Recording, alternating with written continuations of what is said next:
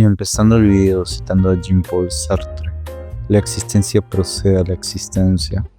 Gran parte de la filosofía se encarga en dictar modos correctos, incorrectos, formas, caminos para poder vivir. Y hasta filosofía que pretende dar una razón de por qué vivir. Y en eso me centraré hoy. Hoy en día, con lo caótico que está el mundo, y aunque no es como si alguna vez no lo fuese, nunca mejor dicho, pero en estos tiempos sí dificultan que el individuo encuentre un motivo justo por el que vivir, por el que apropiarse de su propia vida, atravesando dificultades tanto físicas, mentales u espirituales. Al ver que en los pocos años que transcurren, el mundo en el que vivimos nuestra infancia ya no existe.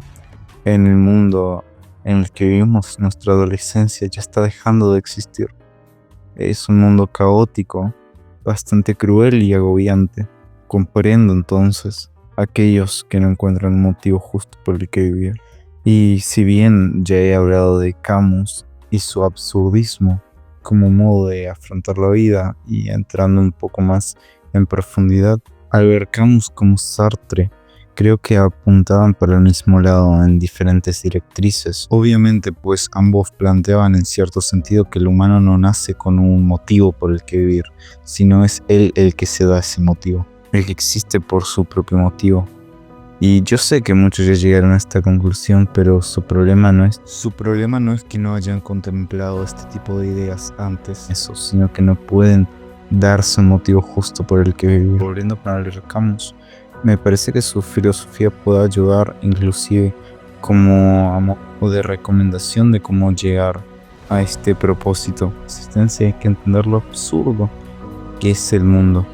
Lo que la vida no es perfecta ni justa siquiera. Y aún así, en esa imperfección, en esa injusticia, podemos existir buscando no una razón sino un propósito, algo más allá. Nuestra existencia no requiere de un propósito mayor, no requerimos de ser amos y señores del universo, requerimos de algo tan simple y banal que nos dé ese sentido, que nos permita crecer todos los días. No tenemos por qué contemplar el universo, no tenemos por qué buscar todas las respuestas. En cambio, sí tenemos que complacernos, sí tenemos que buscar la virtud de nuestro espíritu. Camus diría alguna vez: no hay amor por la vida sin desesperación por la vida. Yo sé que es importante ponernos metas en la vida, metas que nos permitan avanzar o al menos darle la sensación de avance, ¿no?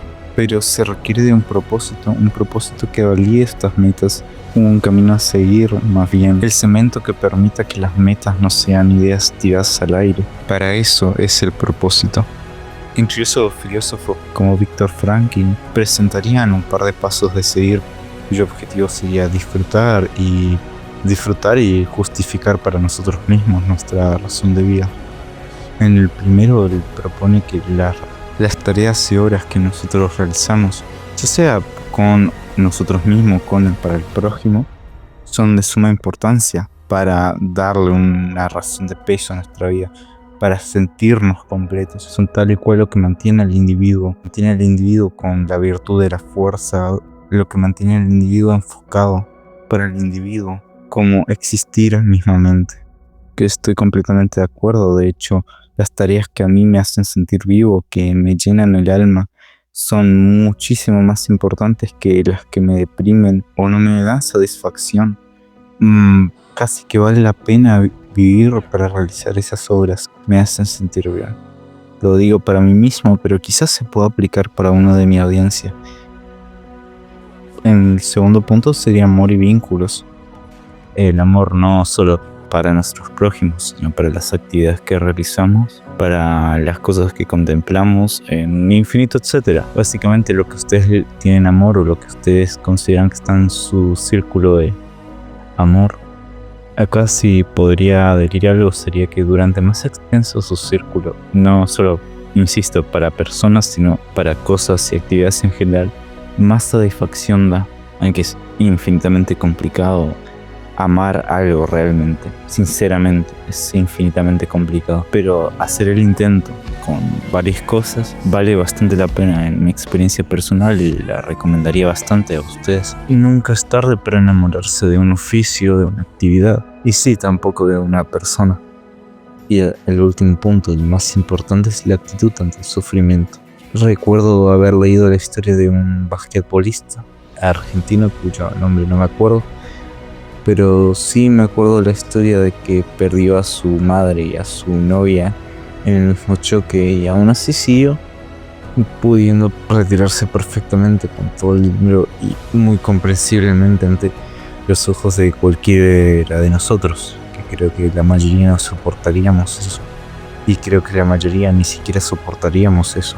No, el pibe siguió y siguió y siguió, pese a que es muy duro y a veces cuesta seguir. El carácter, la aptitud ante el sufrimiento son cosas importantes, lo que te forja como persona, te hace una persona más madura, poder tener las características para afrontar ese tipo de sufrimiento, ser una persona con actitud, con capacidad proactiva ante el sufrimiento, es lo que te puede llevar a evolucionar como persona, y es una característica fundamental para encontrarle sentido a esta vida, que bastante mierda ya con alguno de nosotros, pero también tiene cosas muy hermosas. Solo hay que saber apreciarlo, solo hay que buscar la actitud que nos valga para evolucionar. En esta parte del video podría centrarme un poco en la parte horrible del mundo y por qué cuesta vivirla, pero mi nueva aptitud ante la vida no me lo permite. Creo que solo es eso, una cuestión de aptitud. Es una cuestión de actitud, es una cuestión de forma de ver, es una cuestión de cómo agarrar el toro por las pompas, y es una cuestión de resistir.